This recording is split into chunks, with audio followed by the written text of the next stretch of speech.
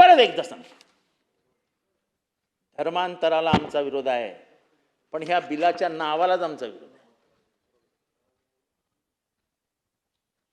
धर्म स्वातंत्र्य ह्या नावाखाली तुम्ही धर्मामध्ये परत एकदा एका विशिष्ट जातीचा पगडा उभा राहील याचा प्रयत्न करताय आणि तुम्हाला आम्हाला मान्य नाही. त्याला आम्ही कायम विरोध केलाय आणि तो विरोध आमचा कायम राहील. आणि म्हणून अध्यक्ष महोदय, आमचं म्हणणं एवढंच आहे की जेव्हा संविधानाने एखादी गोष्ट निर्णय घेतलेला आहे, संविधानात ते आलेलं आहे, तेव्हा त्या संविधानामध्ये हस्तक्षेप करण्याचा अधिकार तुम्हाला नाही. कुठल्याही राज्य सरकारला संविधानामध्ये जाण्याचा अधिकार नाही. The very title of the bill is faulty. विधानसभेत बोलतोय मी, विधानसभेत.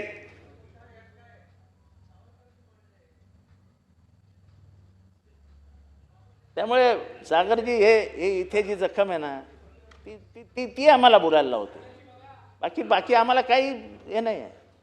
तुम्ही जे बिल आणलंय त्या बिलातला जो मूळ हेतू आहे की धर्मांतराला विरोध झाला पाहिजे, जबरदस्तीने धर्मांतरण होता कामा नये. Yes, we are with you. पण याच्या मागे जे तुम्ही लिहिलंय धर्मस्वातंत्र्य, ते धर्मस्वातंत्र्य नाही आहे. तुम्ही धर्मावरती परत एकदा नियंत्रण आणण्याचा प्रयत्न करताय. कोणी काय करावं हे ठरवण्याचा अधिकार शासनाला कोणाच्या बापाने दिलेला नाही. जर संविधान आहे तर संविधानाला मान्यता द्या. तुम्ही संविधानावर नियंत्रण आणण्याचा प्रयत्न करणार असाल तर ते आम्हाला मान्य नाही.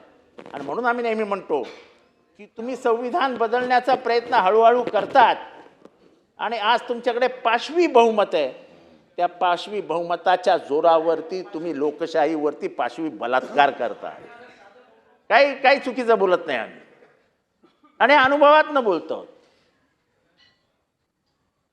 हे अनुभवातनं बोलतो. नोटीस द्या. किती दिवसाची नोटीस आहे? 60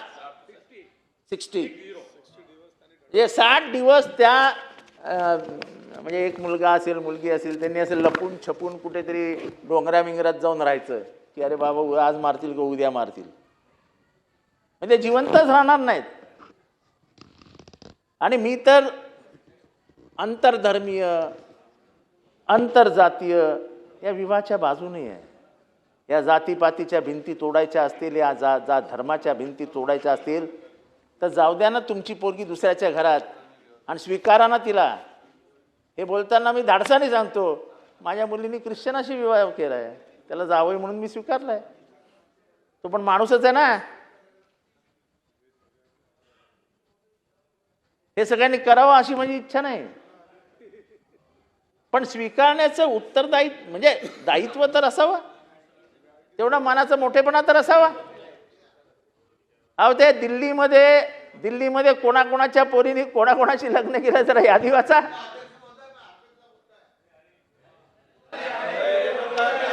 आणखीच काय